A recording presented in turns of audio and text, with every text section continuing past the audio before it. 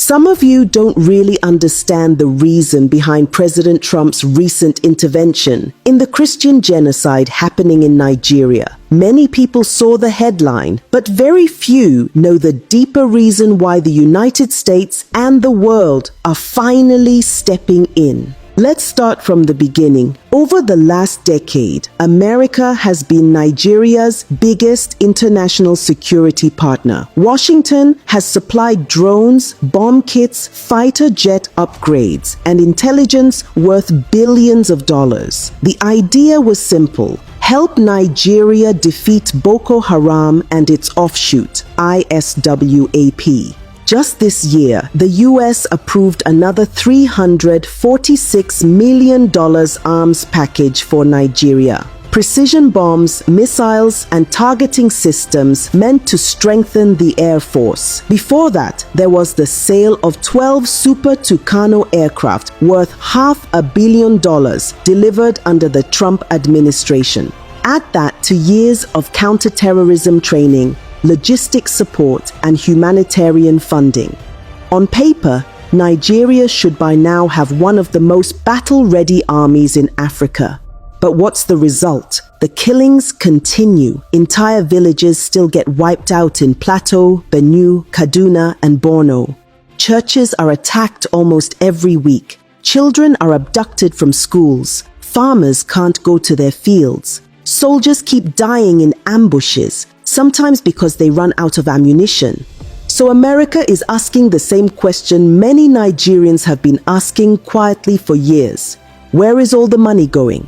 Because the United States tracks every dollar it spends. It knows when weapons are delivered, when training is done, and when things don't add up.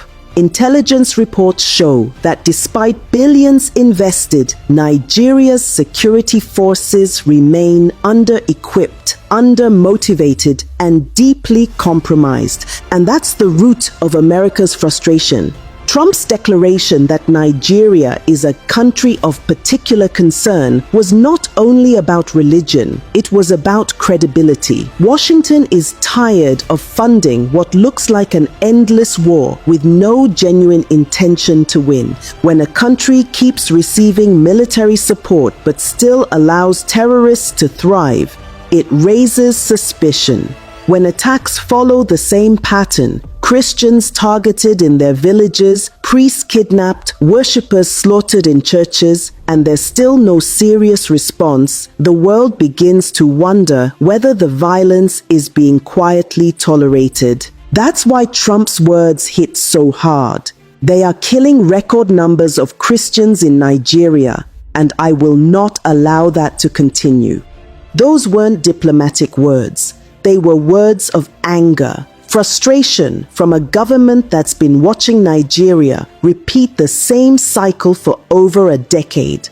And now, America isn't alone. The Canadian Parliament has discussed the killings. British lawmakers have questioned why Nigeria still receives military aid. The European Union has called for independent investigations into attacks that Nigerian authorities call herder-farmer clashes. But let's be honest, how many times can something happen before we stop calling it coincidence? When the victims are repeatedly Christian villages, burned churches, murdered priests, the pattern speaks for itself. The tragedy here is that Nigeria's leaders still act as though these warnings are insults instead of wake-up calls. The official response to every global concern is always the same. They don't understand our security complexities, but the world understands enough to see the truth. The same corruption that destroyed the economy has infected the military. Procurement scandals, ghost soldiers, stolen allowances, even reports of weapons meant for the front lines ending up in the hands of terrorists. That's why the war never ends, because every bullet fired is another contract renewed. Every attack becomes another excuse to demand funding. The war has become an industry, and peace would ruin business. So when America sends weapons worth hundreds of millions and still sees villages burning, The anger is justified. No country, no matter how wealthy, wants to fund failure. And this is where it becomes expository. The US strategy now is shifting. The new aid packages come with strict monitoring clauses, human rights tracking, field audits, and transparent reporting. Washington wants to see evidence that the weapons are used for the right purpose, not for politics or profit. At the same time, discussions are happening in Congress about targeted sanctions, not against Nigeria as a nation, but against individuals, governors, generals, and politicians accused of either enabling the violence or stealing from defense budgets. If that list is activated, travel bans, asset freezes, and visa restrictions could follow. The message is clear. America is no longer willing to bankroll corruption. And that brings us back to the Christian genocide conversation.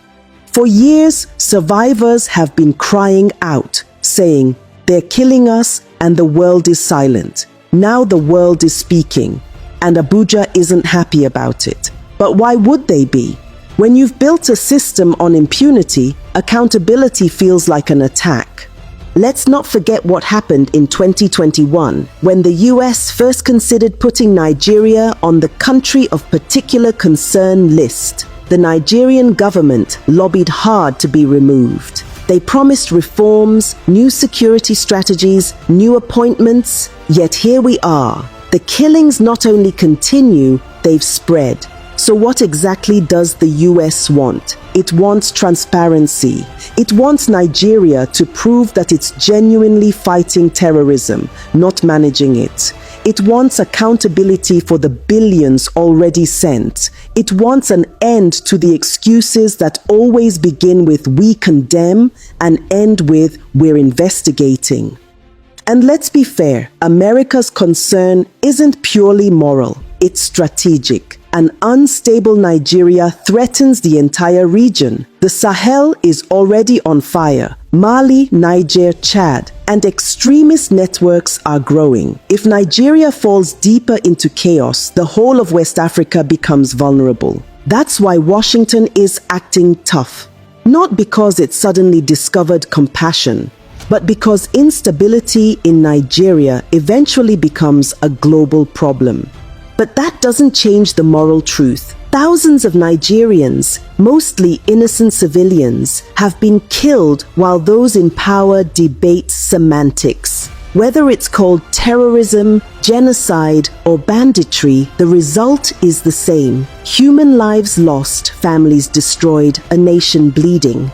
So yes, the world is fed up, not with Nigeria as a people, but with a government that refuses to protect them. And that's where my opinion comes in. Nigeria's problem is not that it lacks help, it's that it lacks honesty. For every foreign dollar sent, there's someone ready to steal half of it before it reaches the front lines. For every tragedy, there's a press release instead of action. And for every victim, there's an official somewhere insisting it's not as bad as it looks. The world has finally stopped believing those lies. Trump's declaration, Canada's debates, the EU's concern, these are not attacks on Nigeria's image. They are reactions to Nigeria's silence. Because silence in the face of mass murder is not neutrality, it's complicity. So where does this leave us? If Nigeria continues on this path, the consequences won't just be diplomatic. Sanctions could cripple international trade. Military partnerships could be suspended. And the elite who once flew freely around the world may suddenly find themselves grounded, both literally and politically. But there's another possibility, the one most Nigerians hope for, that this global attention forces change. That the government finally wakes up and realizes the world is no longer watching quietly. That the billions meant for defense finally go where they belong, to soldiers, to intelligence, to rebuilding the lives of those left behind.